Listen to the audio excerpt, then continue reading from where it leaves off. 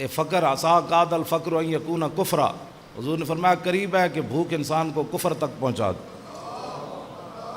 اسلام سب سے پہلے روٹی کا حل کرتا ہے۔ ہاں جی، میں نے جو رسول اللہ کے پاس وفود آتے تھے نا، میں نے پڑھا ہے جو بھی وفد حضور کے پاس آتا، حضور بعد میں ملنے کے بعد سب سے پہلے حضور پوچھتے کہ روٹی کھائی ہے، روٹی کھائی ہے؟ تو کہتے جی ہم ام المومنین، پہلے گھر گئے تھے تو ام المومنین نے ہمیں وہ چیزیں ڈال کر وہ جو ہے وہ کھچڑی بنا کر چیزیں باہر بھجوائی تھیں تو ہم نے کھائی ہیں، پھر آپ کے گھر سے کھانا کھانے کے بعد ہم پھر آپ کی بارگاہ میں آئے۔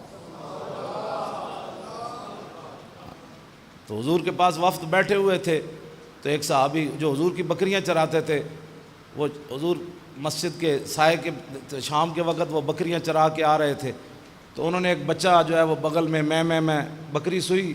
تو میں کر رہا تھا۔ حضور نے فرمایا بکری سوئی ہے؟ انہوں نے کہا ہاں جی۔ فرمایا پھر ایک بکری ذبح کر دینا۔ تو وہ وفد کو کہا کہ یہ تمہارے لیے ہم ذبح نہیں کر رہے، بکریاں جب 100 ہو جاتی ہیں تو ہم 100 نہیں ہونے دیتے، اسے پہلے ذبح کر دیتے ہیں۔ 100 بکریوں پر تو پھر زکوٰۃ، حضور نے ساری زندگی زکوٰۃ عطا نہیں فرمائی، مال بننے ہی نہیں دیا تھا۔ اور جو حضور کے جانشین ہیں آج، جو حضور کے وارث ہیں،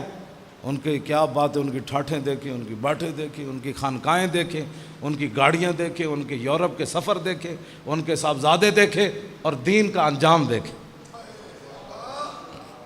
ہاں جی، ان کے صاحبزادوں کی گاڑیاں دیکھیں، ان کی ہٹو بچو دیکھو، صاحبزادہ انج نکل رہا تو پیر کے میں نکلتا ہونا، اور دین کا اشر دیکھو کہ مسجدوں کے سپیکر بھی نہ بچ سکتے۔ یہ دین کے وارث ہے، اپنی خانقاہ میں ٹوٹی بھی نہیں اترنے دی، اپنی خانقاہ میں ترقی سے ترقی، حضرت صاحب کی کوٹھیاں بن رہی ہیں، صاحبزادوں کی لاہور بن رہی ہیں، کسی کی پشاور بن رہی ہیں، کسی کی بیریا ٹاؤن میں بن رہی ہیں، کسی کی یورپ کی نیشنلٹیاں لینے کے لیے اغیار کے گیت گاتے ہیں، یہاں مرزائیوں کی حمایتیں کرتے ہیں، اور اسلام کو پرامن کر کے صوفیزم کے نام پر کانفرنسیں کرتے ہیں تاکہ یورپ میں پتہ چلے یہ پیر صاحب جہاد کی بات نہیں کرتے۔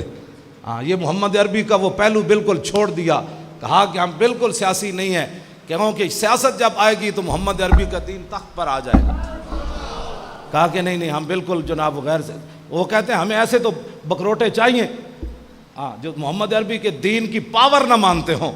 گھر بیٹھ کر تسبیح چلانا سکھاتے ہوں قوم کو، لیکن یہ کبھی نہ بتایا ہو کہ صدیق اکبر تخت پر بیٹھے تھے